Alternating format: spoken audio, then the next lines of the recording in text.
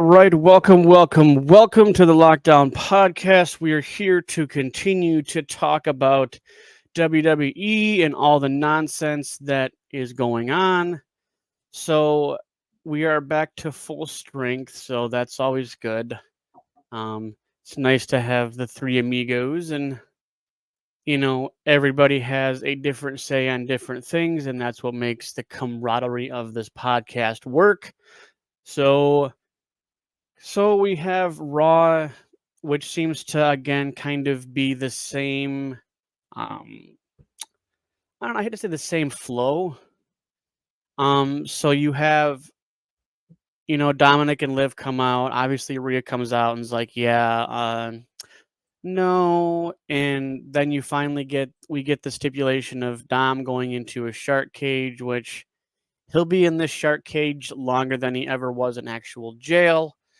So he can actually feel what jail feels like.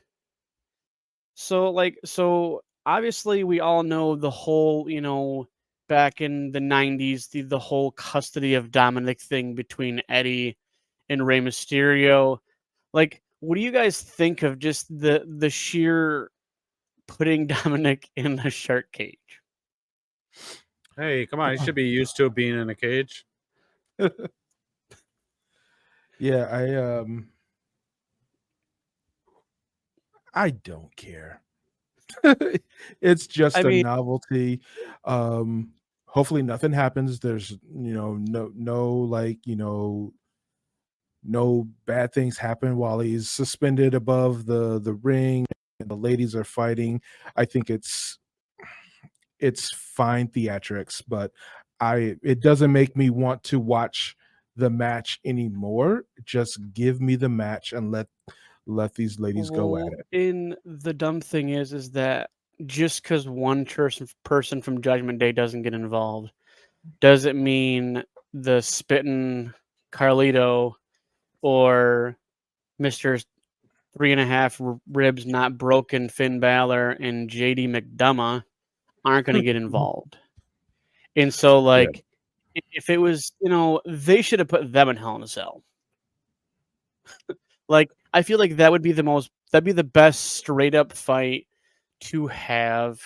And obviously, the female don't have to go as hardcore as the men in a Hell in a Cell match, but like, I'm just over, and I think from a lot of podcasters I have listened to and a lot of information I have been drumming up, and Liv Morgan's title reign doesn't she is a C plus champion that just happens to be in a good storyline.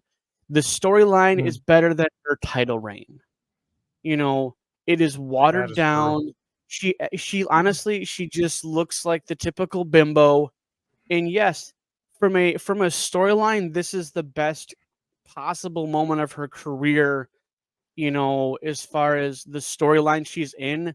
But as far as her being a champion, I mean, most people have literally rated her title reign like between a C and a C minus. Okay, like Mm. it's boring. With outside interference, she doesn't win her matches.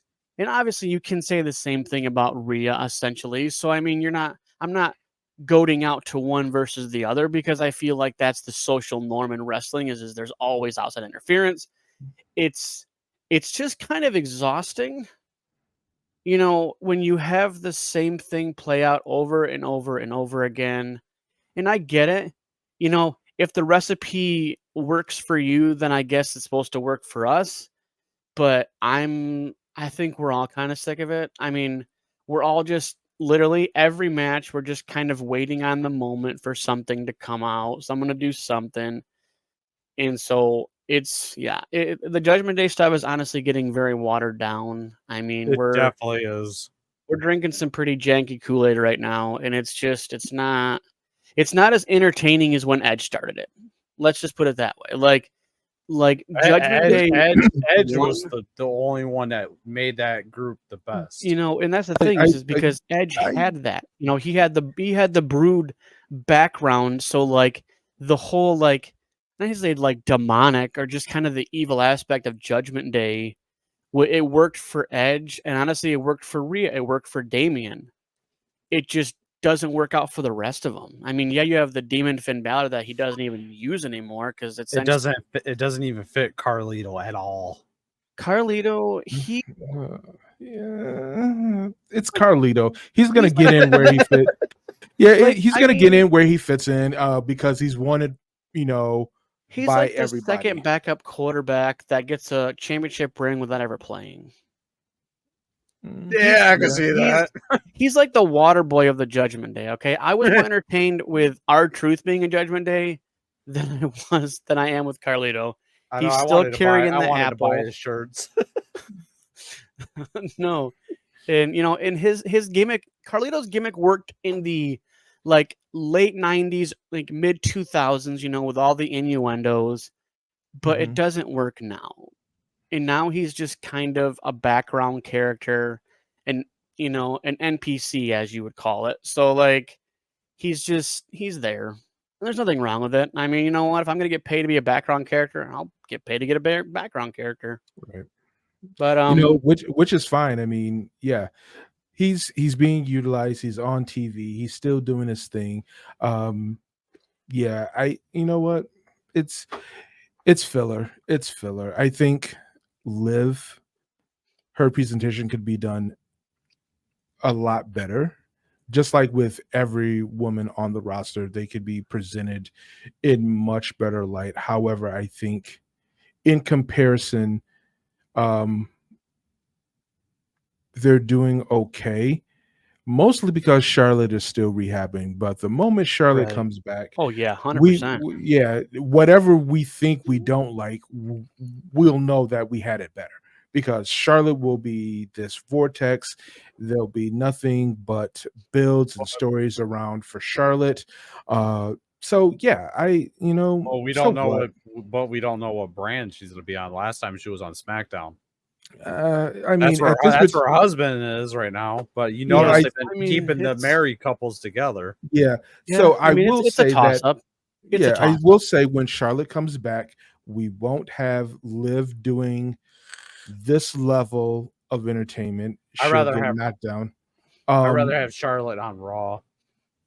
Yeah, I maybe think Andrade will go to Raw, but Liv, I think she won't get as much shine as she has been, just because there'll be nothing for her to do.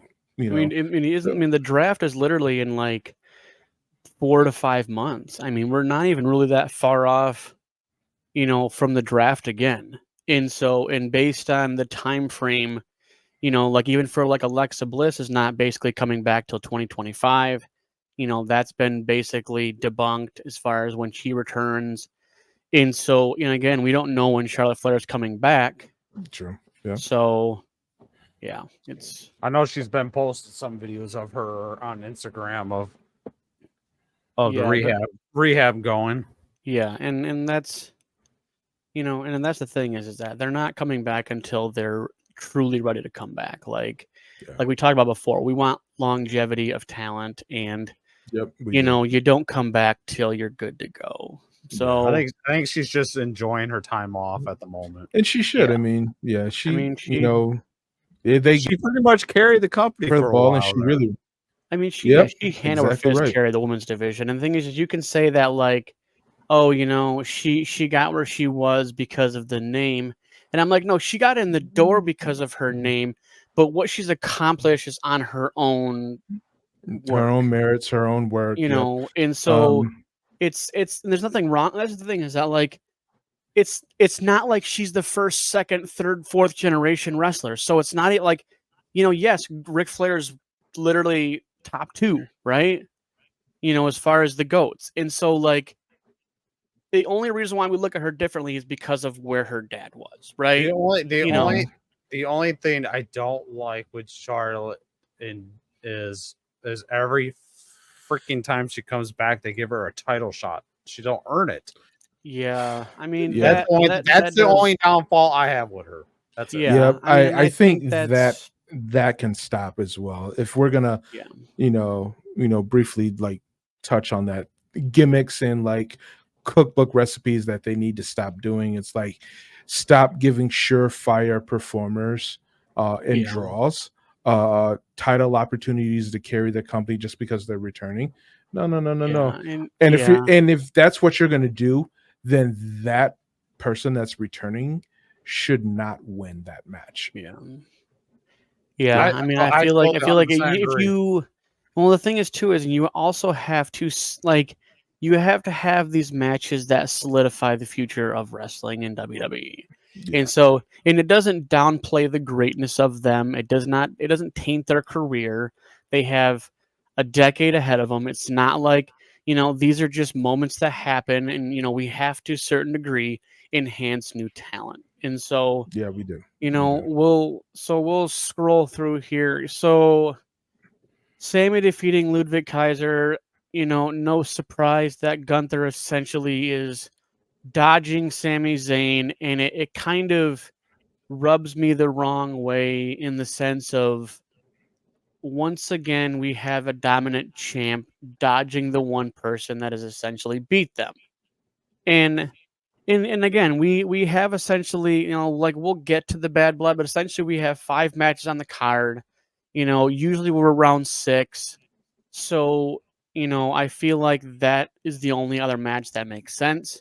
I mean, Cody not so you don't if you don't have him defend his title, then you have no male champions defending their titles, and that just doesn't make much sense. Like, at least one of them has to defend it.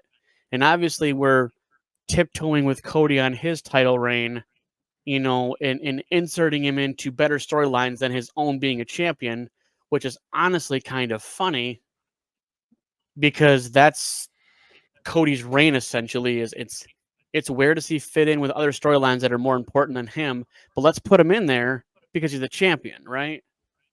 So, but so I mean, I would assume, I think most of us would assume that obviously the last match would be Gunther and Sammy, and Sammy doesn't have to win, like, but like I think we just need, much like we had when you had the Randy Orton thing, right? Like, you have to solidify that you are the better person, and I think this needs to happen between Sammy and Gunther. Is that, okay, cool, Sammy, you beat me for the IC, cool, you lost it, not much you last, it didn't last as long as mine, and then have you essentially get beat and be like, well, you know what?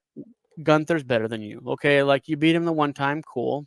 Gunther doesn't really have many L's on his record.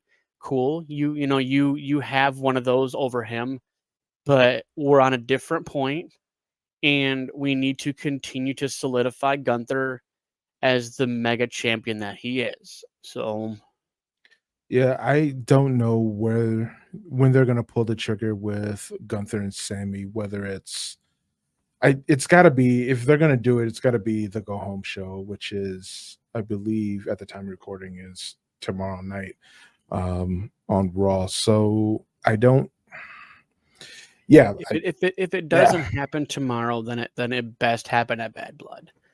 yeah. If it doesn't happen there, it better happen at freaking Survivor Series. That's out Yeah. in Canada. They have to get this out of the way. And I think that's the position we find ourselves more times than not watching WWE, is that, much like the Drew McIntyre and CM Punk thing, right? We need to get this Hell in the Cell out of the way and let them both move on with their careers. And Right. it doesn't Agree. matter who wins or loses, really, in that match. They're all going to go on and do just fine. But obviously, like I said last week, and the week before, is that CM Punk has more of a reason to win than Drew McIntyre. Because if Drew McIntyre loses, then we have a more disgruntled Drew McIntyre, and a pissed off Scottish man is good television. Yeah, You definitely. he Oh, broke the definitely. bracelet, stuffed the letters down his throat. Like, I like when Drew McIntyre's pissed off. Because that is the most authentic Drew McIntyre you will get, is when he's pissed off.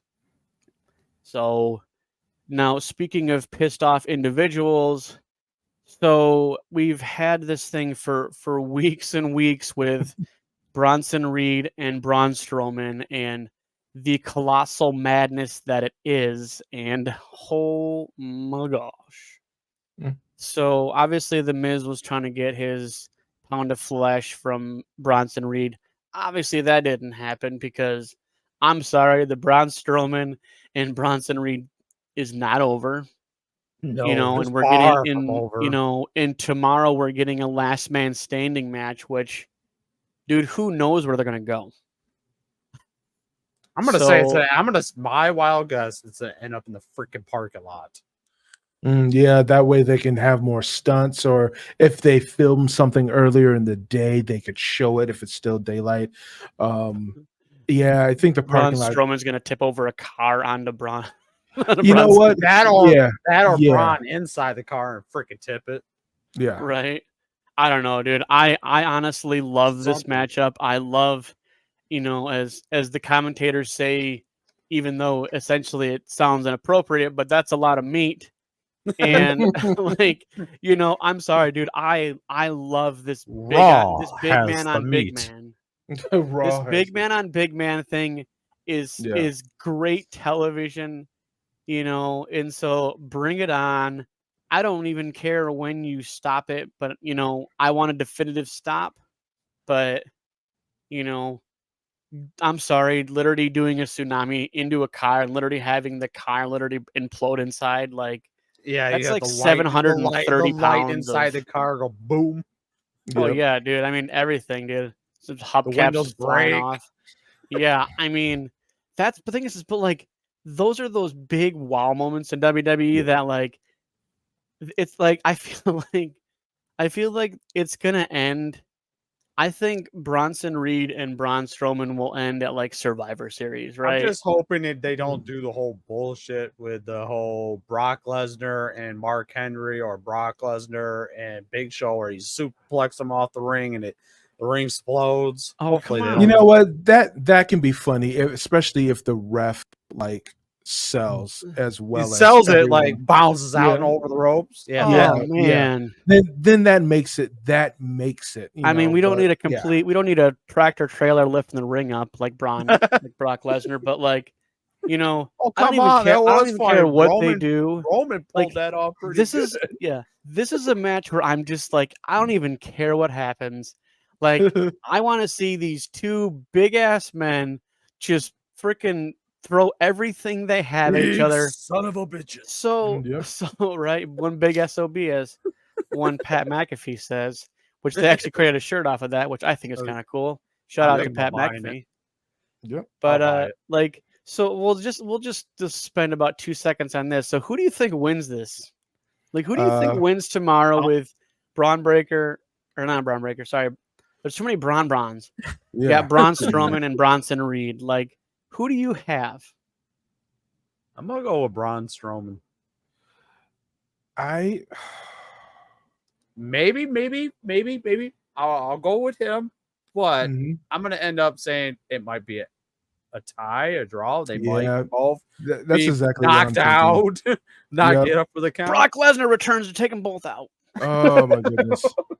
Oh, James Ellsworth comes back and takes him Oh both out. God, no! Oh, no. that would be horrible. Chu Yes, but I that uh, that would be bad for business. Oh, yeah. here Don't- comes don't here get me comes wrong. Chu Chins. Don't get me wrong, the dude's funny, he's cool and shit, but no, keep him out of WWE. Just let him stay in Yeah, the like- Indies.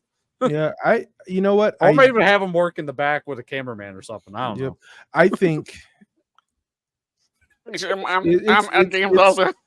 the safe bet, the safe road is to just say like, oh, they'll knock each other out and that'll be the end of it. But I think they may push Bronson Reed because I do see Bronson Reed as a future champion, and I do see Bronson Reed being able to handle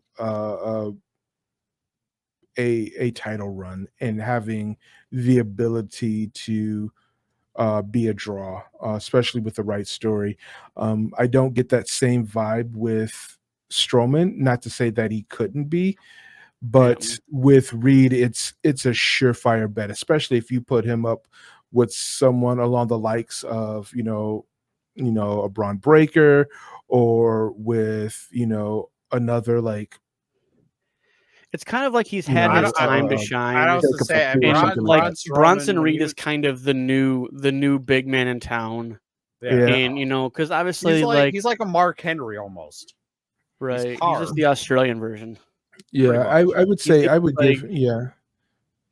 so I I don't think that we're Braun, I Braun think this is Strowman having the title when he was the Universal Champion, it wasn't that great. Well, we were also like pandemic era as well, so Oh, I know. a lot of things were kind of cool, but for the a few things were cool, but a lot of things were like, oh my god, how has this not been canceled? You know, yeah. I so mean, it's you Yeah. know how is that? Yeah, they've pushed the envelope for sure, and I feel yeah. like, I feel like again continually speak on the Paul Levesque era of WWE is that like we're pushing the boundaries, but we're not really like we're not going to attitude era level vulgarity. I guess I don't know if that's even a word, but like Mhm. like I think we're pushing the bounds, but we're not breaking the glass ceiling. So like you know we're getting a lot of edgier content without like going to attitude era esque, and so I think we're definitely we're walking the thin line, Definitely. and maybe once we get to Netflix here in about 2.5 months, you know, we'll see what happens, once we get to that point, but until we get to that point, like I feel like we're Right. gonna be walking a tightrope, and Yeah. and I think we're gonna have edgier moments, and I think that's just part of the business, not even like a matter of like because wrestling is gauged by the fan response, right? So Right. if the fans are just all about a scenario or all about a situation, like they're gonna kind of lean towards what the fans want. And I think that's a good thing that Triple H has done is, he has listened and he reads, and he's actually quite invested in what the fans think. Obviously, he can't read everything, but like, and I feel like that's good for business because, we're the asses in the seats, right? Pretty And much. so, and we're the voices.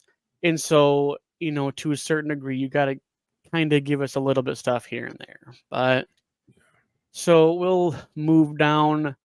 So obviously, CM Punk, like the week prior, basically came out and yada yada about his, the Hell in a Cell match. And then obviously, this past week, we get Drew basically almost doing the more angry version of this and both ending with the same thing: I'll see you in hell.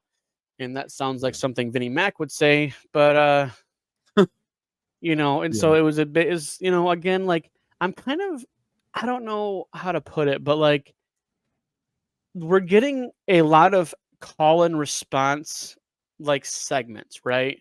Like Mhm. especially with like CM Punk and Drew McIntyre, right? Like we're getting this, he comes out one week, he comes out one week. And like we're getting this back and forth stuff that we could literally actually just solidify, have on one show and just let them talk, have some security or something, and like let them get it out in one segment and stop wasting 20 minutes to 30 minutes of my show listening to you babble about the same things over and over again. I feel like, and I think they're supposed to go face to face tomorrow, finally, probably because we don't have an extra episode for a call and response. But before Bad Blood and Hell in the Cell. So I guess we'll kind of see what becomes of that. I mean, it's gonna be a gruesome match. There's gonna be some blood. Like it's gonna finally end at Hell in the Cell. Thank like I think we're all just kind of at this point, because like in the beginning you're like, oh my gosh, we could see this for happen for a long time, and then all of a sudden now we're to the point where it's like, okay, we want it done, and I'm hoping this does finish it because Yeah, I CM think Punk needs to go move on to something else. Drew McIntyre can feud with just about anybody he wants. So yeah, I think Say anything I with think Drew that's right. McIntyre, any feuds that he does, he's always going to have great storylines. Yeah. yeah, I mean, he And could literally there's feud with Jey Uso, and I'd be fine with that. yeah. Yeah. There's gonna definitely be there's a lot there's more stories for Drew McIntyre in the future than there are for CM Punk. Yeah. And the sooner See, yeah. I'm a CM Punk fan, and I totally agree with that because there's not much storylines for him. I could see him more staying in the back and helping the talent. Just just working show with up, them. just show up enough to have the fans go goo goo gaga, and then go back to doing whatever. And that's the thing is that like whatever capacity CM Punk is in the rest of his career, it's gonna be appreciated. Whether you like him or you don't like him, like he's a student of the game. He's done UFC, he's done, pro wrestling, and so like, he has a lot to offer from a longevity in the sport kind of mindset. And much like Triple H, like there's a lot of actual like WWE legends that are still in WWE working in the back, and continuing to create new stories and new vignettes and new everything, and so I mean there's tons of them. Like you have Jason Jordan's back there, you have Finley's back there, you have a plethora of others. You got J&J Security back there, I think the Hurricanes back there. Yeah, Yeah. I mean, Sean Helms is back there. I mean, so like, I love the fact that we're still keeping these legends in the business, but we're letting them, help mold the future of the business. But And I like Bobby Roode that's still back there. Yeah. They need to bring it back out the ring. yeah, His neck is messed up. it's the same thing with Wade Barrett. Oh, Like I I know. sent that clip with her to like that Wade Barrett is good enough to get back in the ring because you can do commentating as long as you want. Right. You can't wrestle as long as you want. I want I the think bull that's hammer back. what's next. That's what's next for Drew McIntyre. I think getting Wade Barrett back in the ring, at least yeah. for a story. Right. The way no. he acted with him, I think might. Oh, dude, Yeah. well, that's the thing is, and there's been so much rumors about him, returning to the ring. And the thing is like, he really was never. I mean, he was hurt, but he wasn't hurt. Like, and then he took a break, and then he kind of came back as a commentator and stuff like that.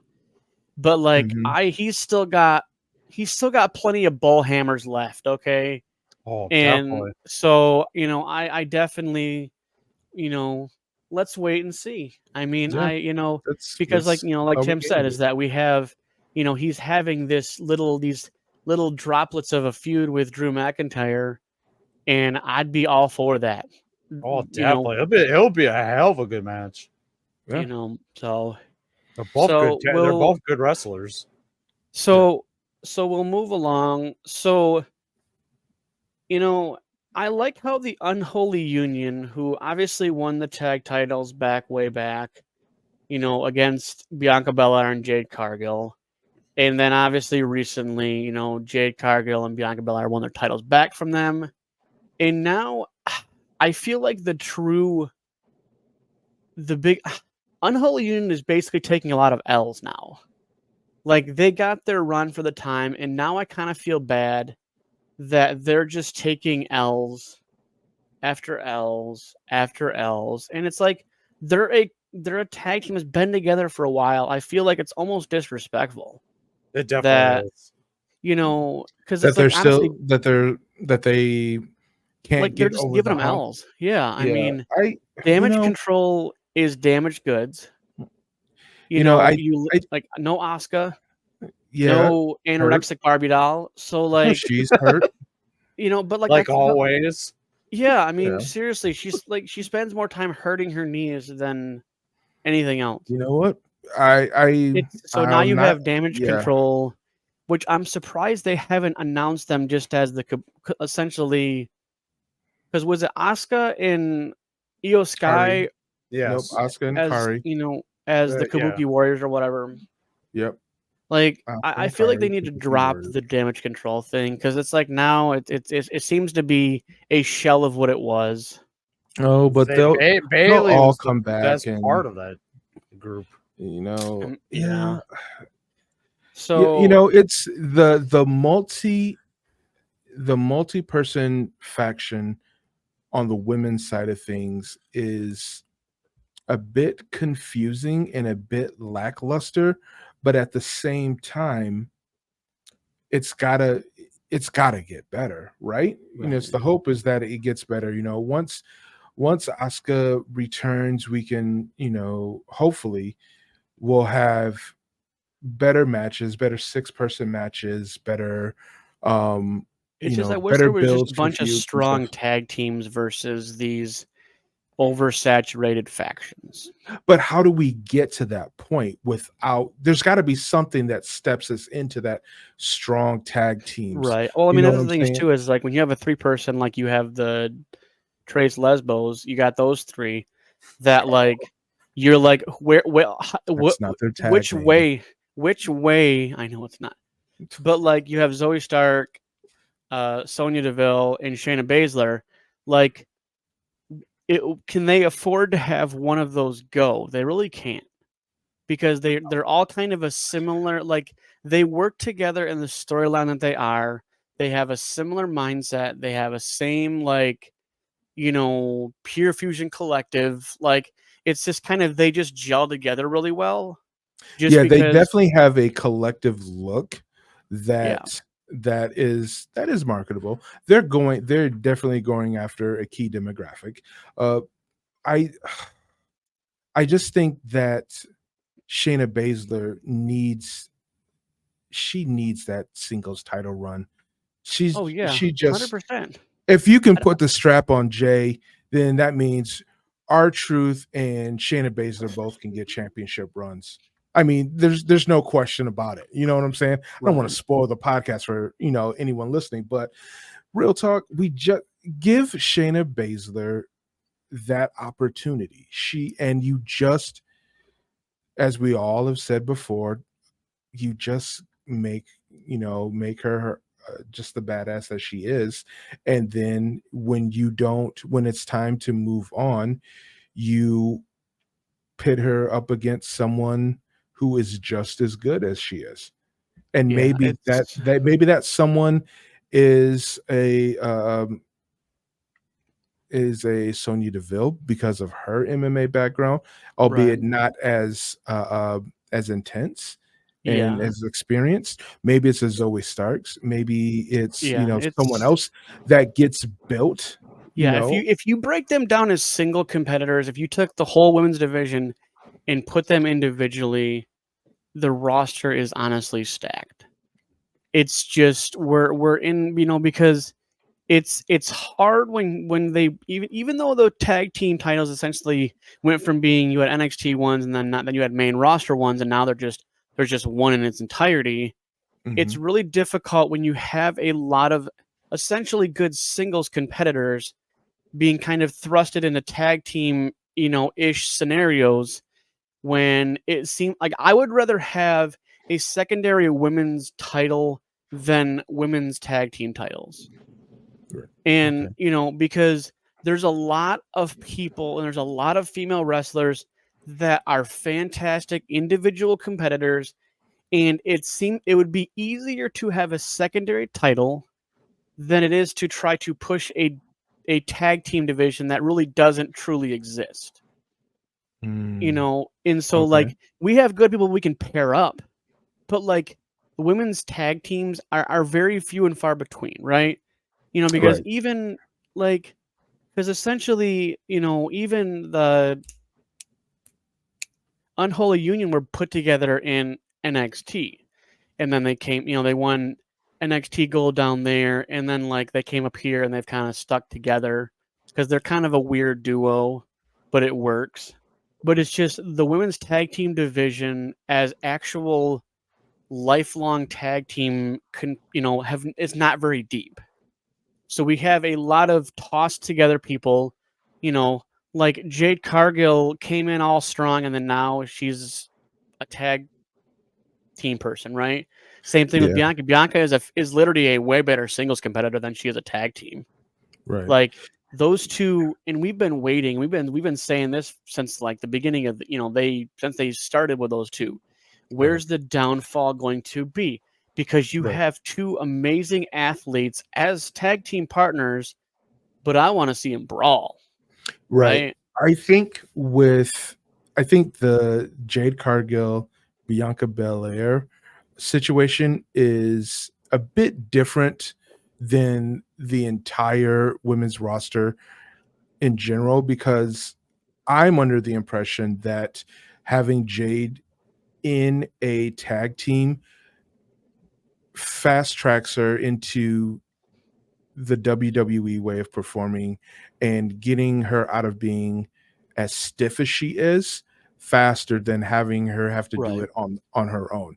If she's in there performing with 3-4 people as opposed to just 1 or 2 people, you know, she's not going to get that, not learn the timing, not Yeah. be that force. And you know, maybe they need to flip the switch with her and just make her a Brock Well, and Lesnar style, she you well, and know, the person. problem is with Jade Cargill is that she came in overhyped. Like, You know, just because you were She successful definitely for a did. brief moment in AEW does not resonate you being top tier in WWE. right? Like, I and you you know brought her what? and she was this, "Oh, the storm is coming," and, like, her presence is like, damn, her wrestling is like, damn, Yeah, you know? yep. And so, I like, I would agree on that. it sucks that she basically they overhyped her and now she's not that good. Like, you But know? She what seems else like are they supposed to do? You know what she I'm saying? seems Well, like but, like, she's the thing is, but, like, why even like, why sign her with all of this expectation, and we've gotten, like, a B minus worth of what you thought was an A plus act. they pretty much toss her out there like she has to float and try to survive Yeah, whatever. and the But thing is, isn't like she's a good wrestler, don't get me wrong, but she has to work on a lot of her moves because I know probably bet you half of those female superstars she's wrestled against probably get pissed because she gets stiffs them. yeah, And not a and lot of people like to work with people like that. yeah, you know, so we'll kind of roll past that, and so we'll move along to, you know, the New Day stuff, which every time we feel like it's fine, it's not fine. It's getting Um, boring. you know, and so honestly, I don't even really honestly want to talk too much about the whole New Day stuff because it feels like every time they're fine, they're not fine. And, you know, we've gone on this vicious round and round, you know, with the Creeds and the New Day and the Final Testament and the New It's more like Day. a on and off fucking relationship. Well, almost. and I thought we were gonna get the Wyatt Six, and we haven't got now. So you use pretty much every other week we're getting Wyatt Six stuff. Now Have you guys been noticing they're giving out hints on who the sixth member is? They've been showing freaking Alexa's Bliss's little fucking doll in a lot of yeah, I scenes. mean, like, and the thing is, and I think some of that stuff is just for S and Gs. I think, you know, I think a lot of it I'm because obviously because Alexa Bliss has been very vocal and there's a lot of factual things basically in her not coming back till 2025. You know, so that's literally 2.5, that's 2 months from now. And so, I mean, you can drop me teasers, but I honestly think if Alexa Bliss comes back, I really I feel hope like I just need the Alexa. I need the 5 feet of Fury back. I feel like, you know, she doesn't gel well now by herself without Bray Wyatt. And I get it. You can give your homages to Bray Wyatt, and then that's commendable and respectable. It's just it's her stuff worked with him, and I don't think it'll Right. work as well with Uncle Howdy in the Yeah, current Wyatt Six. I think I yeah. like the whole. I do like the Alexa Bliss before the Wyatt, but I did like that. But I'd rather see her go back to with the makeup on and like the evil side of her. I like that Alexa Bliss. Yeah. She did it It perfectly is without Bray Wyatt. I liked yeah, it. I mean, like, but that was also in the heat of, you know, everything going on with Bray Wyatt and kind of the, you know, unforeseen future, you know, that happened. And I think, you know, it's unfortunate, you know, and obviously, you know, we'll always miss Bray Wyatt, and you know, and it's the mindset, and I'm glad that we're kind of continuing to get homages presented to Bray Wyatt in I like remembrance of Jeff. Bray Wyatt, not I like even just in WWE, you know, and just Jeff across all Hardy. of sports, Jeff you Hardy did know. it Yeah, really good. and I he did love the the face makeup. paint. Yeah, and so like it's just tough to know where things fit beyond him. You know, so but let's get to the meat and potatoes of all of our hashtags right now. Jey Uso defeats Braun frickin' Breaker. We literally kind of have, we kind of all downplayed it universally, but man, like leading up to that whole ending of that, dude. Yeah. Like, you know, I'm happy, I'm Come on, ecstatic. Frederick. Where's yours? You got to do it too. Yeah. More like a yawn than a yeet, but Yeah. I'm old. But you know, so I'm absolutely ecstatic. I'm loving, you know, that we finally, or he finally essentially got his singles after 14 years in the business. Congratulations, Well 100%. deserved. You know, absolutely deserved it. It kind of came essentially. A lot of people were kind of like passive about it. We were even passive about it. But Hey, now you like, can go rub it into his brother's face. oh yeah, if he Yeah. ever shows up. Yeah. But Yeah, if he ever shows Yeah, up. that's so true. we'll switch over to SmackDown. I feel like SmackDown's kind of the same kind of formula as it be. So obviously you have Randy Orton come out, kind of, you know, give some praise to Cody, and then kind of give some, you know, speculation about Cody and teaming with Roman Reigns. And, you know, so that whole debate comes out, followed by Kevin Owens, followed out by the Bloodline, not even giving Kevin Owens time to talk. You know, and I've said this a million times, and I will say it until he has a title.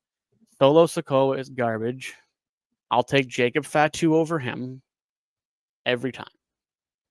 I don't totally fear 100% Solo. agree. I don't fear Solo. We feared Roman. You feared Roman. Okay. Roman came in, and obviously he had titles. He's got WrestleMania headlines. He's acknowledgeable. And Solo is a continued, I'm not sold. And I'm not acknowledging anything because you have nothing to acknowledge. Okay. Right. You're wearing the Amafala, whatever it's called, you know, and you've done nothing to earn that. You didn't get that from the tribal heirs, okay? You took that essentially. You never got the respect of the others to get that, to earn that acknowledgement. So it's honestly, from an actual like Samoan legacy, it's actually more insulting that he's wearing those. Like it's actually insulting because like a you slap to haven't their done anything face. to earn. You Right. never got it from the elders. You're just holding out. You're holding it hostage, and you've created Bloodline 2.0 that, I'm sorry, Sucks. Tama Tonga and Tangaloa are no Usos. Jacob Fatu is better than Solo. You know, and so this Bloodline 2.0, if you look at it by comparison, it's nothing what Bloodline OG is. It's a cheap knockoff, and really, I would rather have Jacob Fatu be the enforcer for Roman than for Solo, because Jacob Fatu could destroy Solo in like 2 minutes flat. Mhm. You know, and we're always getting these hints and these subtleties of maybe him turning, and then you kind of don't, and so like Yeah. it's really confusing leading up to, you know, because we're a month-ish away from, you know, Survivor Series, and so like we still haven't seen a definitive people to surround Roman, and I really don't think it's Cody. And the only reason why I say it's probably not Cody is because we can't have Cody going to a second PLE without defending his title. So, because like I said, if we're gonna have, you know, a bad blood, if Gunther doesn't defend it against Sammy, like there's no men's titles defended. Okay, there has to be at least one at every PLE. Every PLE, Who? one of Says them. who? Says who? Me. Okay. Because if All it's right. if it's a premium live event, you need the top guy defending his title. Like you might as well get rid of PLEs if you're not going to have PLEs be prestigious, because you rarely ever see I don't title. think You rarely ever see titles. let's just get this out of the way. Bad Blood is not a prestigious PLE. Okay, let's just call that it is a filler until we get to something more important like a but a survivor. PLE nonetheless. What like my thing is that you can't build to a premium live event to have it basically be all secondary. And I get the I story the think the fact that we storylines. have a PLE that does have like secondary storylines and tertiary I mean, well, storylines coming up, I I mean, I and would say, giving like yeah, mid Carters, yeah. I mean, the matches. storylines Yeah, are top tier, so maybe that's kind of the looming part about it is that the storylines are more important than the titles. That I could buy into that because honestly, Judgment Day and Bloodline are more important than the titles right now. Literally, a red freaking thing is more important. Dominic and a Shark Tank apparently is more important than that. And so it kind of sucks if you really think about it that our titles don't mean much anymore, right? Because Gunther's been pretty quiet. I mean, he's not defending it. He's been very quiet with his championship. Cody's continuing to insert himself in storylines to him not defending it. I mean, I I hate to say it, but I mean, these storylines are more important. I mean, come on. A bracelet with AJ and Larry's name on it was more important than a title belt. Yeah, that is true. Think about that. I Like, how I screwed up is think that? And an Amafala, whatever it's called, is Ulafala. more important than a title. It's these objects, they bring a level of importance and significance to a match, and people that it resonates with tend to gravitate to them. They want to see closure because it's an added layer to these stories, right? So I don't mind there's a battle for the Ulafala, or who is going to get the bracelet. Will CM Punk get his bracelet? It just adds more. It adds more. Oh, I can't even think of the word. It adds more intrigue to the story, right? Right. It's like, would it have mattered so much if John Wick's dog and car weren't taken from him? Would he have cared if the dog would have been fine and they just took the car? Would he have gotten over it? Would we have had a movie? No, no. They killed his dog. You know, you gonna kill a man's dog that is his dying dead wife sent to him after the grave? Like, come on, bro. You would have to die. You're gonna take that away from me. Yeah. The revenge of you getting my car, all right, I can go get another car, but this Right. gesture of love from the grave, I mean, Yeah. it adds more intrigue. And whose fault is it that that layer and that aspect overshines Gunther's, title run, in comparison, a bracelet? It's CM Punk. He's having one hell of a feud and story with Drew McIntyre. Well, of course, that's probably going to be a little bit more intriguing because CM Punk is so much more valued than a Gunther. You know what I'm saying? Right. So I don't mind these little elements. They just add. It's like, But it's it's like, but my And thing the is only that the only one I didn't really care for is the necklace thing for Samoans. The CM Punk one I did enjoy their feud. Their feud know was what? great. It was in great, com- great in product. comparison, let's really quickly. I'll say my piece. I find that the concept of the Ulafala, for the that the bloodline is using as this representation of who is running the show. I find that to be much more intriguing than a bracelet being worn by someone that I am not fond of. Now, I'm not a fan of the whole bloodline storyline, although there are some very interesting characters and athletes, especially Jacob Fatu, because we've heard so much about him on the indies and how he is just Well, they've one he's like he's almost incredible like athlete. he's almost like underutilized when you know But full that's what well we he's a beast. that's we've already established this is probably one of the WWE cookbook recipes. When they've got to, if they unleashed him, we wouldn't have anything to look forward to now. You know what I'm saying? Right. We're It's chomping at the bits. the allure of them literally unhooking him from the leash. Yeah, When it happens, we're gonna lose our shit. exactly. And You know, and it's so just what they do. right? And It's that all that anticipation. Ulafala is just a representation. That Ulafala But like is like the thing it's about that though is that he didn't receive it from the elders. right. So And to so me, it sounds like a storyline. It sounds like a plot hole in the storyline, and that you're like, they're not fixing this in the same vein as like a comic book movie has a huge plot hole, and it's like, when are they going to fix this? And it's just like, right. Well, and let the story breathe a little bit, the elders and can't give anybody that anymore based on them both passing away. In the recent, and it's we're not going to get any closure like in the next couple of weeks. Right. This is going to be something that's going on for a long time. I mean, if that's the case, then we should be, when Jey Uso wore a blue Ulafala after a dark match, we should be like, oh, the elders didn't give you that and blah, blah, blah. I'm thinking more along the lines of like, let's see what stories unravel from this,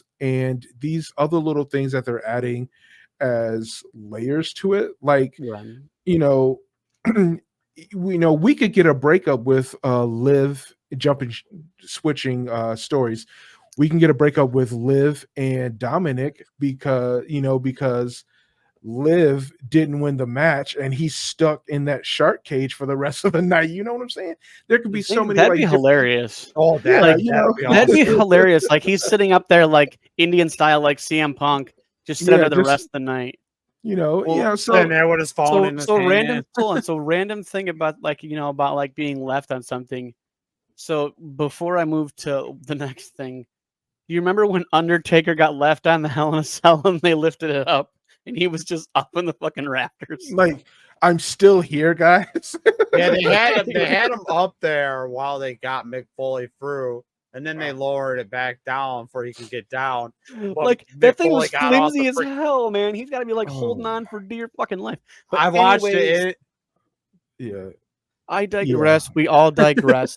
So Bayley defeats Naomi to now be facing Nia Jax at Bad Blood. I feel like Naomi came back to really nothing, honestly, and it's unfortunate. Yeah. So she came back. So now we have Carmelo Hayes and Andrade at 3 apiece. And this one was a little bit tainted because it seems to be LA Knight has more beef with Carmelo. And I feel like honestly we're gonna get another triple threat in the near future with all of these three. That's fine. And That's honestly, fine. I'm okay with it. It'll be a great match. I want Carmelo Hayes to win over the veterans. I could easily see that. I could easily see that. You've got this smaller guy who is just full of piss and vinegar, just doing his thing and showing that he did go to the Shawn Michaels school of showmanship, and he's like doing his thing, and I can appreciate that. Now, I will say this, and I know I'll get some heat for it. I haven't seen any of those matches, but I have seen Carmelo Hayes matches, and I've seen Andrade matches, and I know they both are great performers and they can deliver. I have not seen an LA Knight match, but I'm pretty sure that both Andrade and Carmelo Hayes will carry LA Knight in a match. That's not to say that LA Knight is bad. Well, it's just okay, that let's be real. I've seen both of those other guys perform. I've not seen LA Knight perform, and yeah, Well, let's just say that LA Knight's finisher is just a 3 steps above a rose plant, okay? So, and Carmelo Hayes basically has his finisher is a basic move from John Cena off the top rope. I mean, Andrade is essentially exactly, another, secondary move of Drew McIntyre being the underhook DDT. And so, like, I don't buy any of their finishers. So put him in a match. I don't even care. And like I said, I'm a Carmelo Hayes guy, and if he wins, I'm good with that. I think the technical expertise of an Andrade, speaks volumes in a match. And I think Andrade has the experience and skill sets to really make anyone shine. And he's getting to perform in a way that I think he's envisioning himself to be utilized. But again, I don't see him with any champ without, I see him not having a championship and still doing well. But I would like to see everyone in that storyline hold some singles gold. And I think Carmelo Hayes might get the call before Andrade. And I don't know how I feel about that. The thing is, but they drafted him 3rd overall.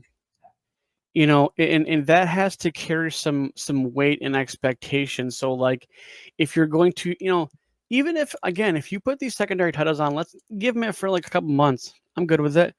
Even just like having the title, even if for a moment you still have that on your record, like, yeah, former, United States champion, whatever. And I think based on, the fact that Jay won the IC after Braun Breaker not having it for an incredibly long time, I feel like maybe our secondary titles are going to bounce around a little bit more than because the big titles. Because I think people were annoyed, me included, of the in the Logan Paul United States champion reign. And I think that has, with the fans have spoken that we do not like that. Not even just him, like, we just don't like the holding it hostage, not defending it, not really doing anything with it, because, like, those are workhorse titles, right? Held by every great wrestler that's ever wrestled in WWE, any of them, right? Secondary titles are the workhorse titles. And if you're not being a workhorse, you don't deserve the title, And so, like, when you're the top tier guy, you have a little more, you can pick and choose a little bit more. But when you're a secondary one, you kind of got to really just be a workhorse. I just did a quick Wikipedia search, and apparently Andrade has held the United States Championship. Yeah, he has. And then so if Carmelo Hayes wins a championship before Andrade does, I'm fine with it. The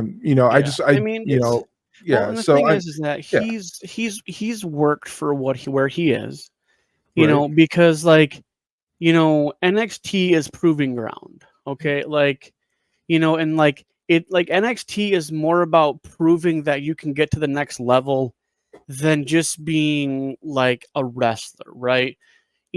Because, when you can prove yourself to 300 to 400 people in a performance center, and, now obviously we're going on the road, so there's going to be a lot more proving ground for NXT. And so, like, you have to be able to perform and outshine the rest to make it to the next level of being on what we call the main roster.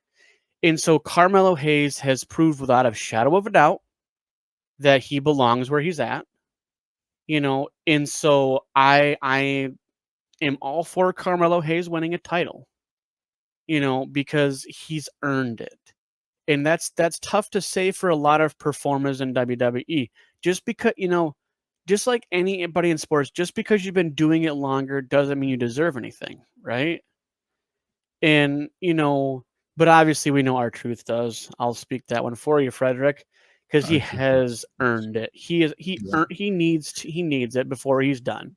The guy And- literally has been in the business Yeah. for 25, 30 years, Yeah. and he's always been secondary, and I feel like it's really kind of mean almost. Like, I mean, obviously he doesn't care because he's just a really chipper guy, and like he You know what? loves doing what he does. I would But say I wouldn't say that he doesn't care. I would say that he's playing his role. He's appreciative of where he's been. And anyone that is in the WWE or in professional wrestling that it wants to make this their livelihood, their purpose in life, their career, would want to be recognized as a champion because to them, I believe that it is it is the ultimate recognition that you can get from Right. the person that's booking you, that's promoting you, right. that you're doing business with. And I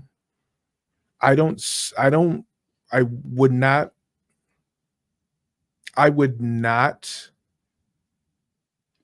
be surprised if R-Truth would be like, yeah, I'm sad that I've been typecast and that I can't break out of this mold because it's how they view me.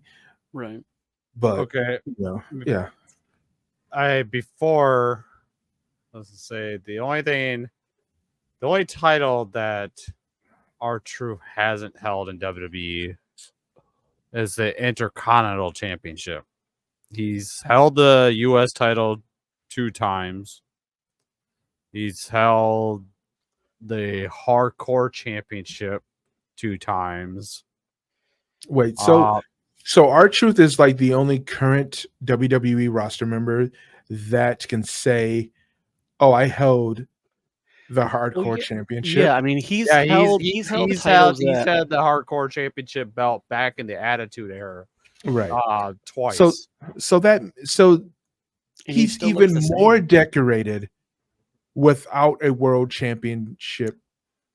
I title mean, win. yeah. I mean, the thing is, Yeah. and you look at he has a better resume than most of the roster in WWE. He has more longevity than beyond. Like honestly, if if you had to go in and look, like let's say from 1990 to current, who has been around the longest, stayed relevant the longest, and that is without a shadow of a doubt, short of legends, R-Truth. R-Truth has don't- been a mainstay, a constant. He sings the same intro music and he sings it every time he comes out. Like, as far as a like overall performer, R-Truth is in the top 10. Yeah. Like sometimes and we've said this before, sometimes you don't need titles to be relevant. You don't. I think in R-Truth's case and arguing for an R-Truth title run, I think it gives him that It's icing on the that cake. yeah, that it gives him the accolade that we all know that he has more than earned Right. with his longevity, with his abilities in the ring to tell stories. And it's a way to say publicly thank you for what Right. you have done for our company. Right. And as I think say, that and, once he wins that title, I feel like that would be the time that he would retire. as I say that I don't know what titles these are from what company this is. He's been a world champion in whatever company these are It's twice. probably AWA or NWA. Yeah, Yeah, and he's held the NWA championship. he's think- held the TNA Tag Team Championship once. Yeah. He's held the black old tag team titles, and I'm not gonna count how many fucking times he's been the 24/7 champion. 53. Okay, So But like, Yeah, and that's so- not even looking because yeah, it's but like honestly, I think honestly that the time that they give him his title is like giving him his roses and putting him in the Hall of Fame the following year.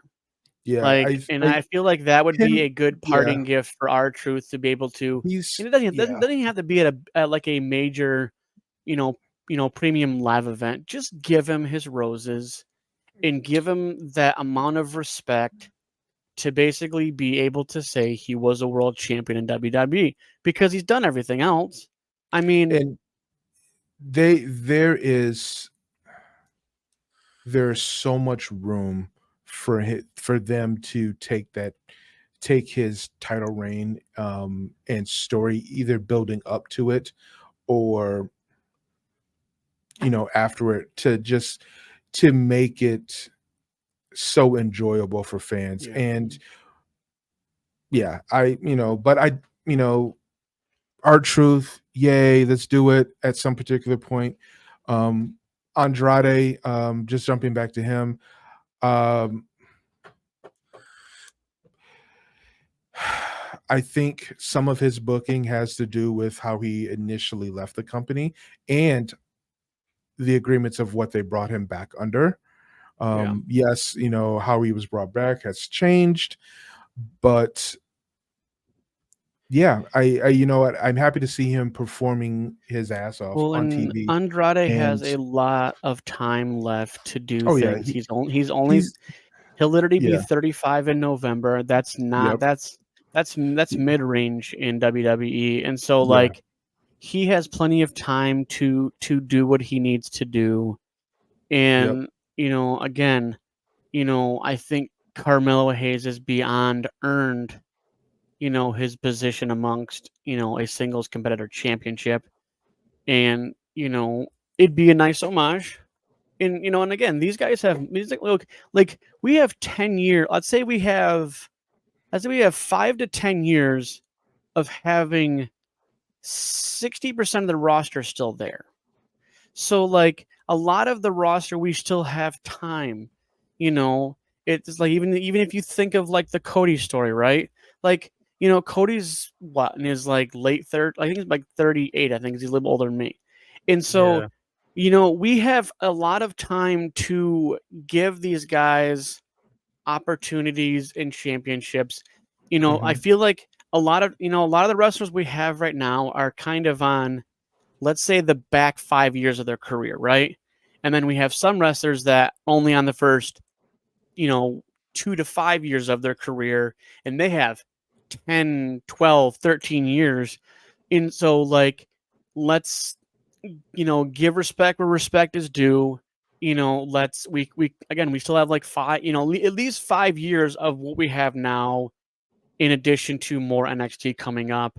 So we have time to give people championships. We have time to give opportunities. We have time to do more storylines.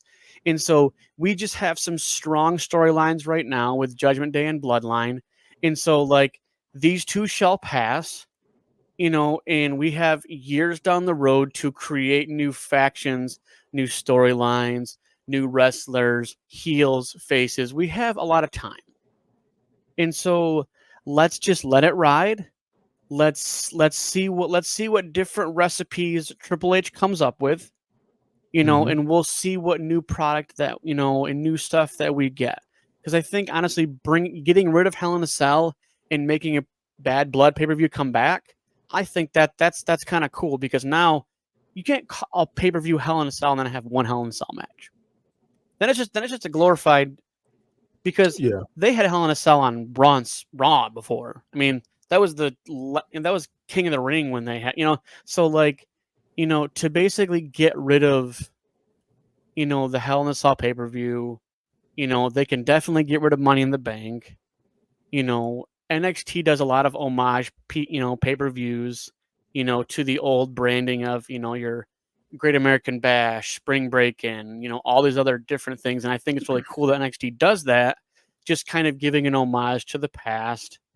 And so like we're definitely moving forward.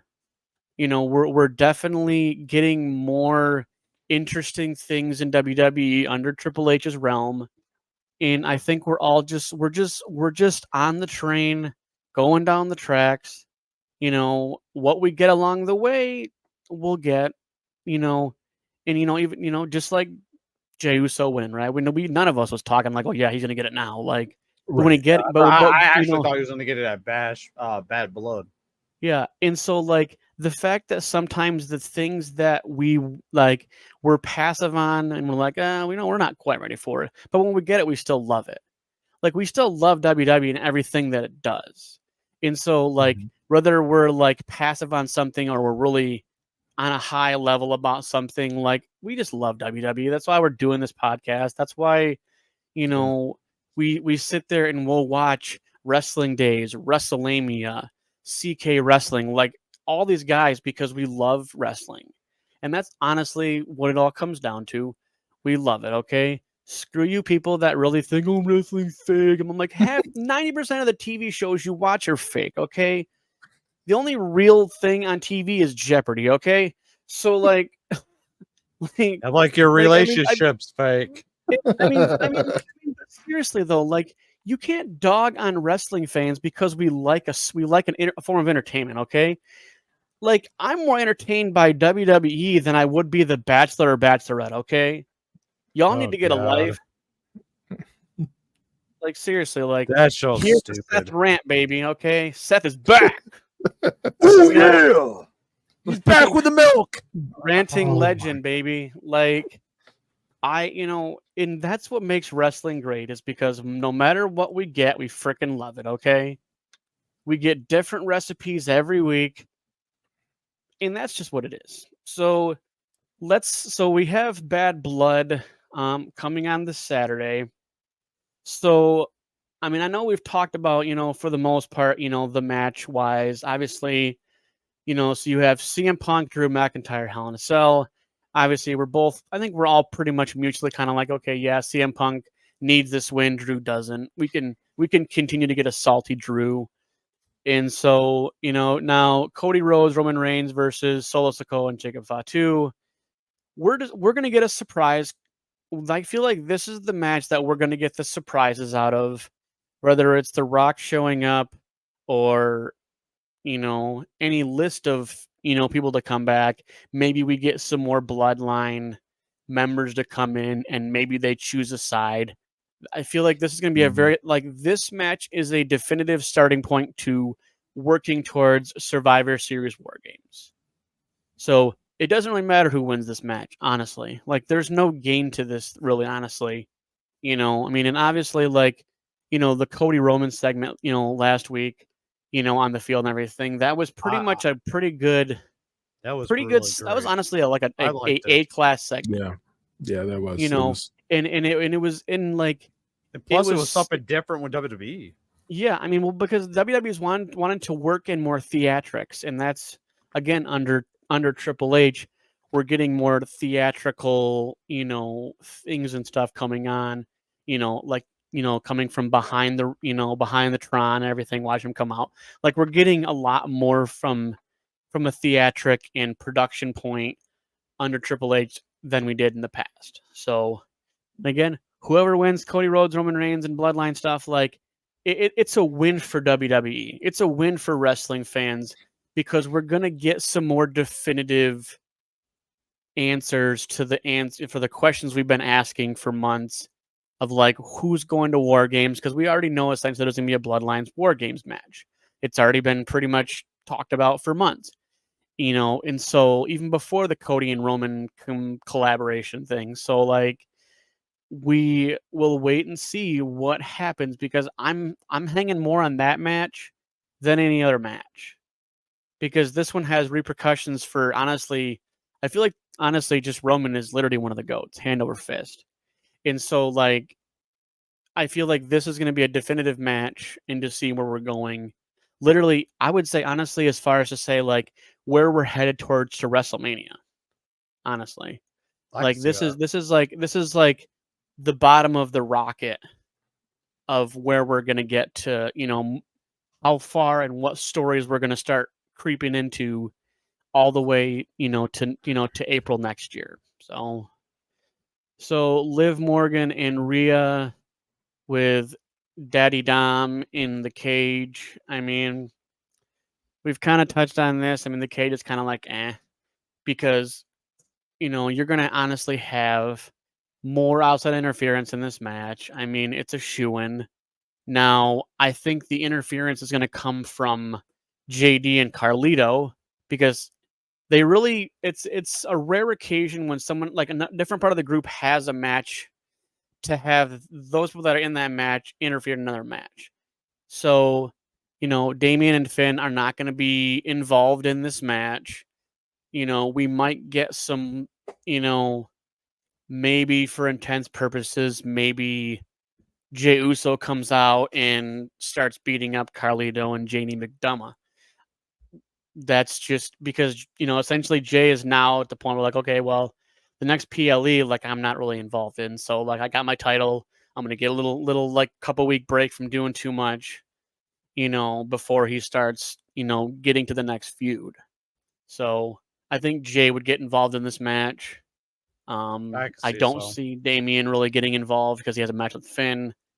But I guess it all depends on how the match card plays out. So, but Yeah. so Damian Priest and Finn Balor, this is definitely a full circle, match from a year ago when essentially Finn was trying to win the championship and Damian kind of screwed him over. Or no, sorry, Damian screwed over Finn, and then obviously Finn in turn basically gave him his own come up. So I mean, I don't know why he was mad, And so now we're getting this kind of culmination match with Damian and Finn. I think this one's going to be more straight up. I think this is just going to be what it is. I don't think we're going to see because there's already Judgment Day nonsense going on with the Liv and Rhea match. I don't think we're going to get as much involvement. It's going to be a straight up match with Damian and Finn, I think. So, Yeah. Women's match, you got Nia versus Bayley. I really don't see Bayley winning this. I feel like there's too much tension between Tiffany Stratton, after recently, with Nia Jax basically kind of getting in, Tiffany Stratton's face. So I feel like this might be the time Tiffany cashes in. I don't know. Who I feel knows? like, otherwise there's been a seed planted with, some dissension between Nia Jax and Tiffany Stratton. I mean, her face spoke volumes. Her face was just kind of like, I'm pissed. Like, what? So, so we're sitting on those 5 matches. And again, like we've said before, maybe we'll get a Gunther Sammy match or we'll just have 5 matches. I mean, who knows? We're really going to find out tomorrow, honestly. So, tomorrow on Raw, we're basically there's going to be a Sammy Gunther moment. We're going to, either fight me tonight and then they fight maybe in the main event. Obviously, Sammy's not going to win. Gunther's definitely holding that, like it or lump it. But yeah, and so we'll see what happens. We always play the wait and see game because we record on Sundays, and obviously we have Monday and Friday. And if you watch NXT, I watch Tuesdays. So we'll see what happens. We will put a pin in this as we do.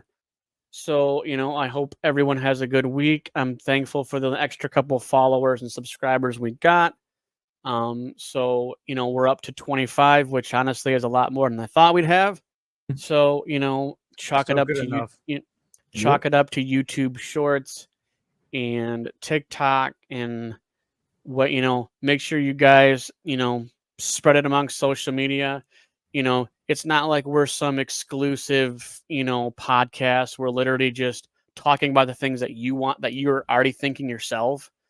So this isn't like a, PW Insider said this or Son Sap said this. Like, that's not this podcast. This is a podcast about genuine fans just talking about things from our perspective. So, if you definitely want to be a guest, email us at the end of the outro. Definitely always open to more minds in the box. So we'll see you guys next week. This is the Lockdown Podcast. Peace.